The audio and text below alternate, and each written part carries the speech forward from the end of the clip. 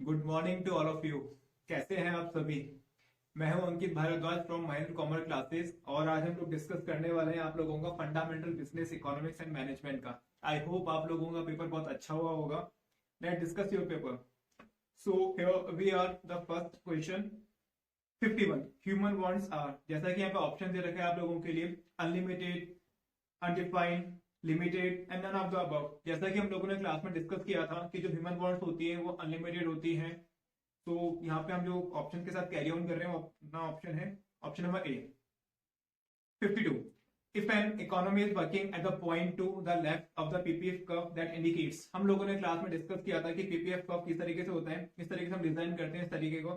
और यहाँ पे अगर हम लोग बात करें तो ये ऑन द पॉइंट रहता है, ये इसका राइट होता है और ये इसका लेफ्ट होता है। लेफ्ट का कंडीशन क्या होता है कि जहां पर जो आपका इकोनॉमी है या जो भी ऑर्गेनाइजेशन है वो अपने रिसोर्सेज को पूरा यूटिलाइज नहीं कर पा रहे हैं, तो उस कंडीशन में हम यहाँ पे जो आपका आंसर टिक करेंगे वो रहेगा अनएम्प्लॉयमेंट।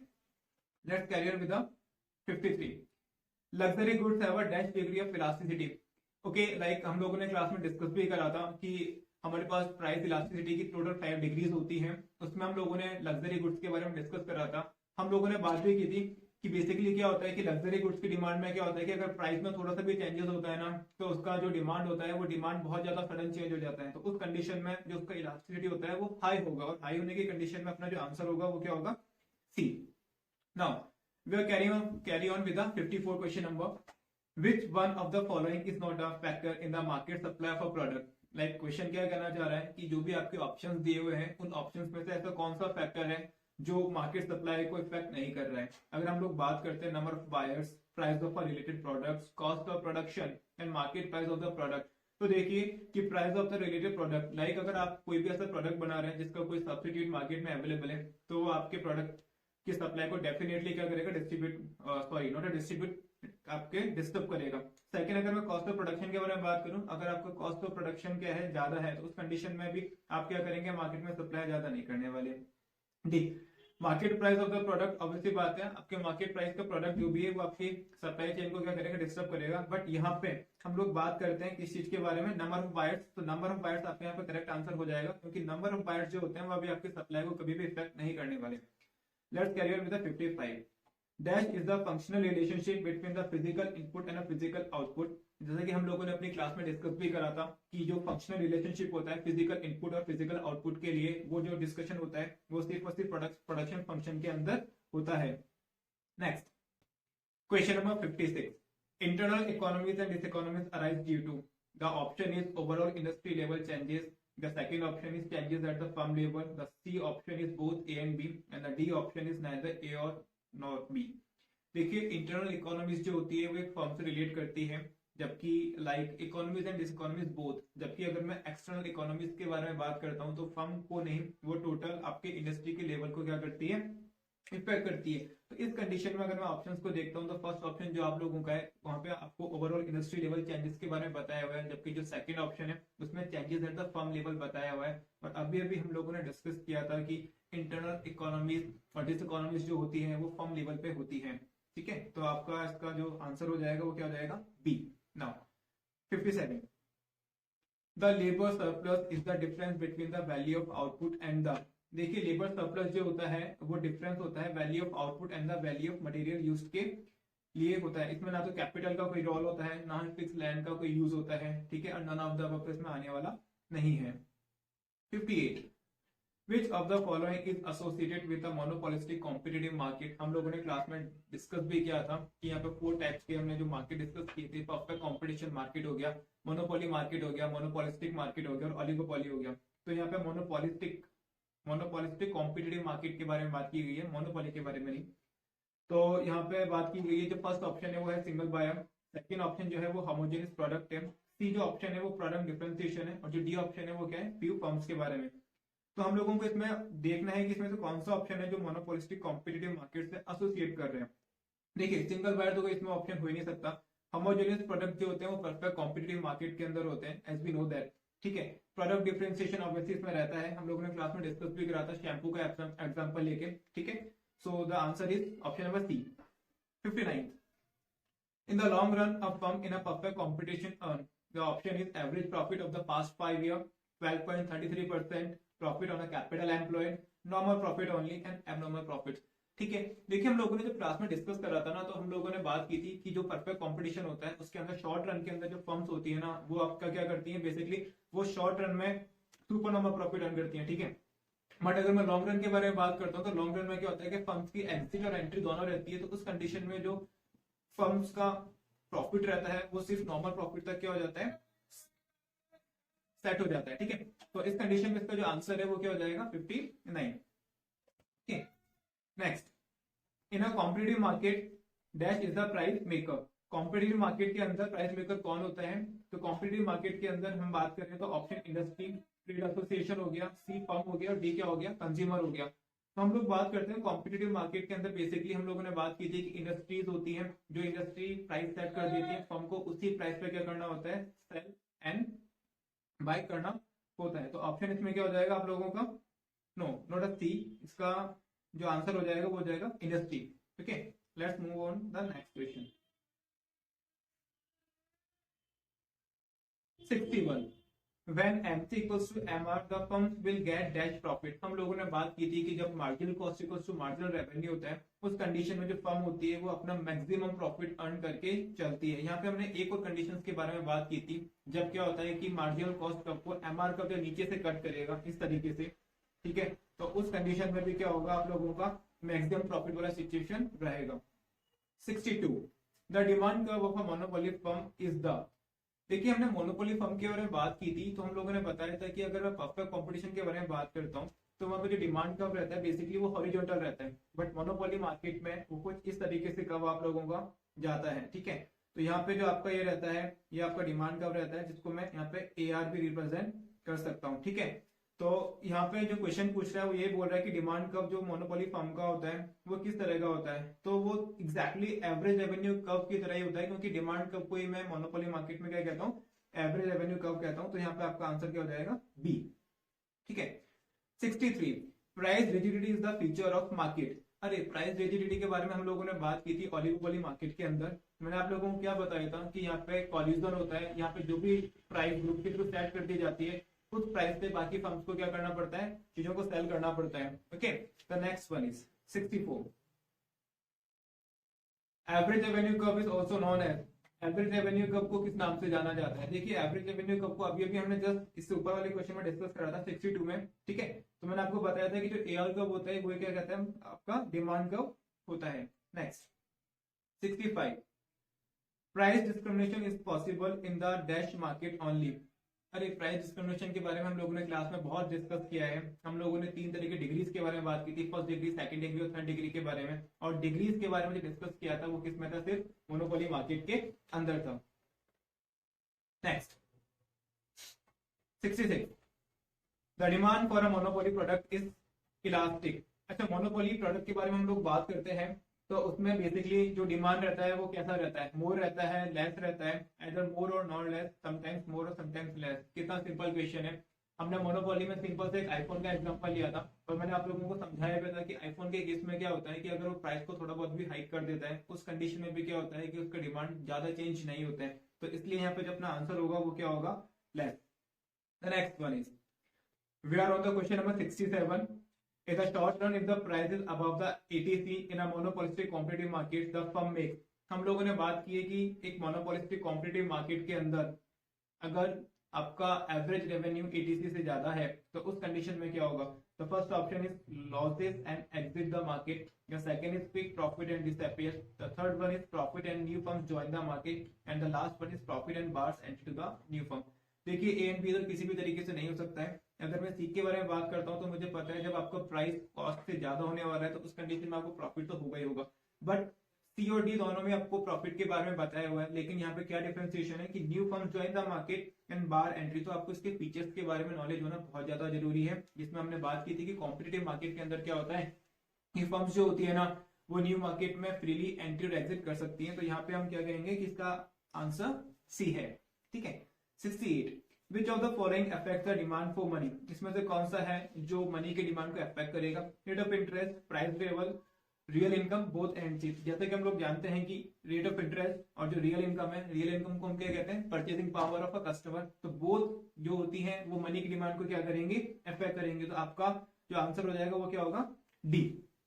चलिए 69 के बारे में बात करते हैं। ऑप्शनल मनी इज, अगर हम लोग ऑप्शनल मनी के बारे में बात करते हैं कि ऑप्शनल मनी क्या होती है, तो हम लोगों ने बैंकिंग वाला जो चैप्टर पढ़ा था, उस चैप्टर के अंदर हम लोगों ने ऑप्शनल मनी के बारे में बात की थी। तो यहाँ पे जो ऑप्शन है, non legal tender money, legal tender money, limited legal tender money and full bodied money, ठीक है।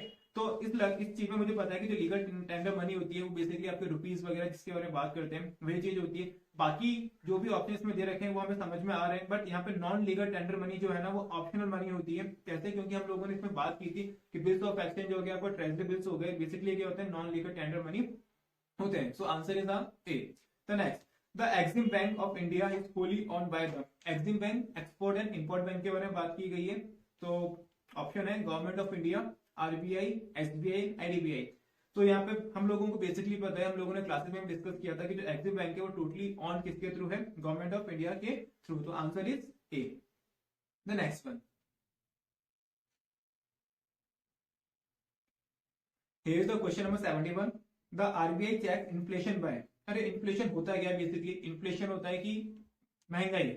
ऑब्वियसली बात है कि आपकी महंगाई बढ़ चुकी है या मार्केट में आपको मनी सप्लाई क्या हो गया, ज्यादा हो गया। तो इस कंडीशन में आरबीआई क्या करेगा, increasing the CRR, second increasing the bank rate, C both A and B and D none of the. अरे वो कुछ क्यों नहीं करेगा, वो कुछ करेगा तो सही। वो क्या करेगा, सीआरआर को बढ़ा देगा, और वो क्या करेगा, बैंक रेट को भी क्या करेगा, बढ़ा देगा। तो इस कंडीशन में आपका जो आंसर हो जाएगा, आंसर इज सी। मैं आप लोगों को थोड़ा बता देता हूँ सीआरआर के बारे में। CRR is basically cash reserve ratio. इसमें क्या होता है कि बैंक को अपना कुछ परसेंटाइल क्या करना पड़ता है, आरबीआई के पास रखना होता है। And increasing the bank rate, इस कंडीशन में वो क्या करेगा, बैंक रेट को इंक्रीज कर देगा। Okay 72। Money market include, money market के में क्या इंक्लूड होता है, हम लोगों ने बात की थी मार्केट के बारे में, जिसमें हम लोगों ने बात की थी कैपिटल मार्केट होता है और एक मनी मार्केट होता है। ओके तो मनी मार्केट बेसिकली जो होता है वो उसका टेन्योर 1 ईयर का होता है। तो ऑप्शन इसमें बिल्स ऑफ एक्सचेंज है, ट्रेजरी बिल है, government securities and all of the above है। So bills of exchange, treasury bill, government security, इन सबका टेन्योर जो होता है वो क्या होता है, 1 ईयर का होता है।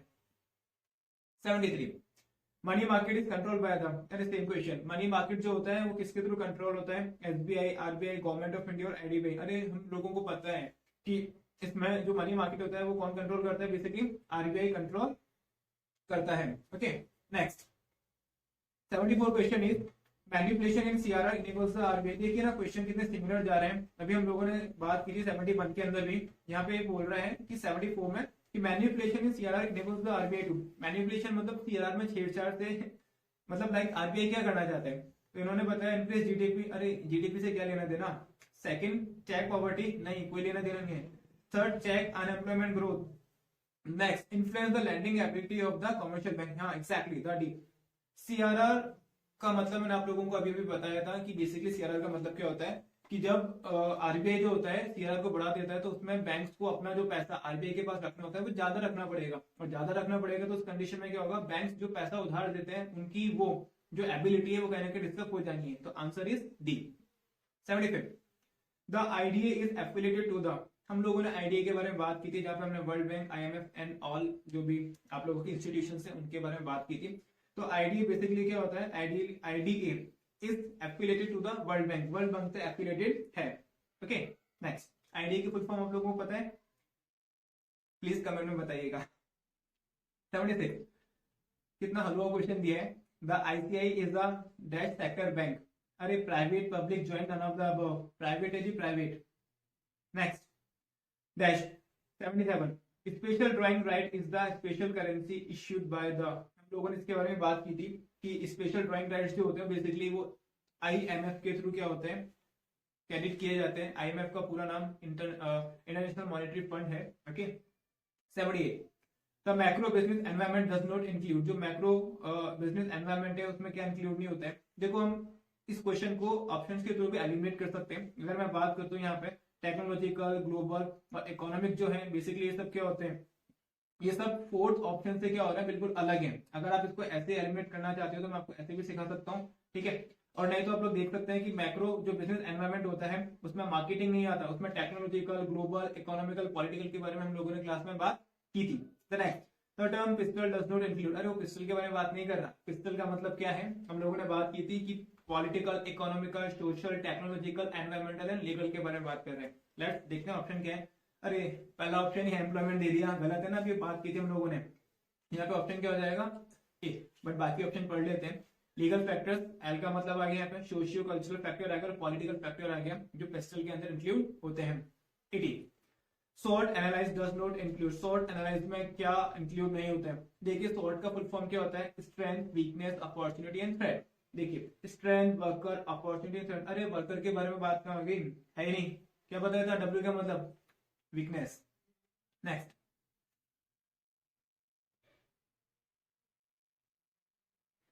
81 dash is not a dimension of the वुकाफू world.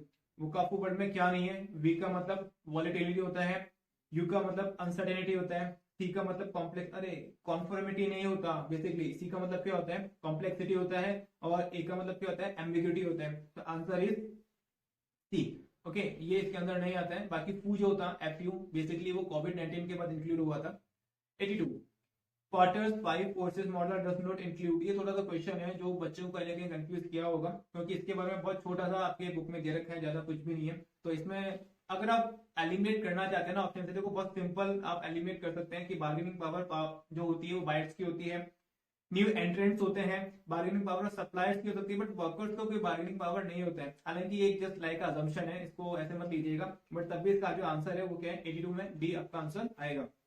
Okay, the next, the internal business environment does not include. Internal environment में क्या इंक्लूड नहीं होता है, तो रोल ऑफ कॉम्पिटिटर के बारे में बात की गई है, मैनेजमेंट स्ट्रक्चर के बारे में बात की गई है, बिजनेस फिलॉसफी के बारे में बात की गई है, कैपिटल स्ट्रक्चर। देखिए डज नॉट के बारे में बात कर रहे हैं, थोड़ा क्वेश्चन को ध्यान से देखना बनता है। तो यहाँ पे कैपिटल स्ट्रक्चर आपका बिजनेस फिलॉसफी और मैनेजमेंट स्ट्रक्चर जो है ना, बेसिकली वो इंटरनल में इंक्लूड होता है। बट अगर मैं रोल ऑफ कॉम्पिटिटर के बारे में बात करता हूँ तो वो कभी भी इंटरनल में इंक्लूड नहीं होने वाला है। 84 economic environment includes, economic environment में क्या क्या इंक्लूड होता है, money market, labour market, availability of raw material और all of the above. Basically अगर हम इस क्वेश्चन के बारे में बात करें तो मनी मार्केट है, लेबर मार्केट है, अवेलेबिलिटी ऑफ रॉ मटेरियल है, ये सब क्या होता है, इकोनॉमिक एनवायरमेंट के अंदर कवर होता है। ओके, तो next 85 which of the following institutions has been pivotal to the emergence of the digital payment ecosystem in India। मतलब वही बात है कि आपका जो डिजिटल पेमेंट है वो बेसिकली किसके थ्रू कंट्रोल है, किसके थ्रू फॉलो अप किया जाता है। तो इसका आंसर जो होगा वो होगा NPCI, national payment corporation of India. यहाँ तक हम लोगों ने जो क्वेश्चंस करे बेसिकली वो हमने बिजनेस इकोनॉमिक्स के क्वेश्चंस करे। आई होप आप लोगों को जो मैंने क्वेश्चंस बताए हैं वो आपको क्लियर हुए होंगे with the answer. Let's carry on with the section B, fundamental of a management, जो आपका 30 मार्क्स कवर कर रहा है विद 15 क्वेश्चंस। ओके, फर्स्ट 86 देखिए यहाँ पे एक डेफिनेशन है, management is a multipurpose organ that manages business and manages managers and manage workers and work. This definition of management was given by, जैसे कि क्लास में बताया था कि ये काफी इंपॉर्टेंट डेफिनेशन है, कुछ डेफिनेशन हमने क्लास में याद भी कराए थे कुछ ट्रिक्स के थ्रू। तो यहाँ पे बेसिकली अगर हम सारे ऑप्शंस को देखते हैं तो उसमें मुझे ड्रकर साफ साफ दिख रहा है। और देखिए मैंने बताया भी था क्लास में कि कई बार क्या होता है कि एग्जाम्स के अंदर आपको पूरा नाम नहीं दिया जाता कंफ्यूज करने के लिए, तो यहाँ पे इन्होंने पीटर और ड्रकर नहीं दिया है, सिर्फ क्या करा है, ड्रकर नाम देके इन्होंने छोड़ दिया है। Next 87 the idea of management as an art focuses on observation, individual skill, cause and effect relationship and none of the above। देखिए यहाँ पे अगर मैं ऑब्जर्वेशन के बारे में बात करूं एंड कॉज एंड इफेक्ट के बारे में बात करता हूं तो ये साइंस से रिलेट करते हैं, बट अगर इंडिविजुअल स्किल्स, जिसको मैं पर्सनल स्किल्स भी कहता हूं, तो ये क्या होता है, ये आर्ट से रिलेट करता है। तो अपना आंसर क्या हो जाएगा, B. Next 88 leaders stewardship choice can facilitate reciprocal stewardship behaviour from the employ who made this observation. ये ऑब्जर्वेशन बेसिकली किसने किया था, तो हम लोग बात करते हैं इस ऑब्जर्वेशन के बारे में जो आपका 5.2 यूनिट से है। तो ये किसने किया था, आपका फर्स्ट जो ऑप्शन है वो क्या है, जेनसन एंड मैकलिंग है, फिर कुंटज है, फिर पियर्सन एंड मार्लर है, और फिर क्या है, क्लब है। बेसिकली जो इसका आंसर है वो क्या हो जाएगा, पियर्सन एंड मार्लर। नेक्स्ट देखिए, इसमें समझाने को कुछ नहीं होता, बेसिकली ये एक स्टेटमेंट है जो हम लोगों ने 5.2 चैप्टर में पढ़े हुए हैं, तो डायरेक्टली हम लोग इसका आंसर कर पा रहे हैं। The next 89 dash develop by the agency theory. Okay, किन्होंने एजेंसी थ्योरी को डेवलप किया था, बेसिकली जब हमने बात की थी तो 3 स्टेजेस में डेवलप हुई थी। ओके, बट बेसिकली जो नाम इसमें हम लोगों को समझ में आ रहा है वो क्या है कि जेनसन एंड सैमा थे जिन्होंने क्या करा था, एजेंसी थ्योरी को डेवलप किया था। The next question 90 dash is the limitation of planning. Goal orientation, rigidity, flexibility and pervasiveness. देखो गोल ओरिएंटेशन जो है, फ्लेक्सिबिलिटी जो है, परवेसिवनेस जो है ना, वो क्या होता है बेसिकली वो फीचर्स के अंदर आते हैं, बट जो रिजिडिटी है ना that is the limitation of the planning. Next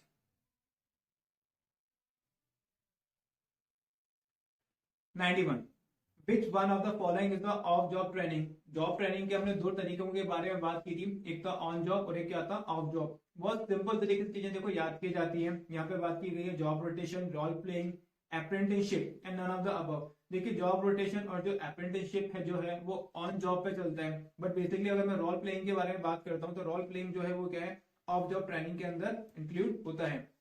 the next, which one of the following is involve in the process of organising.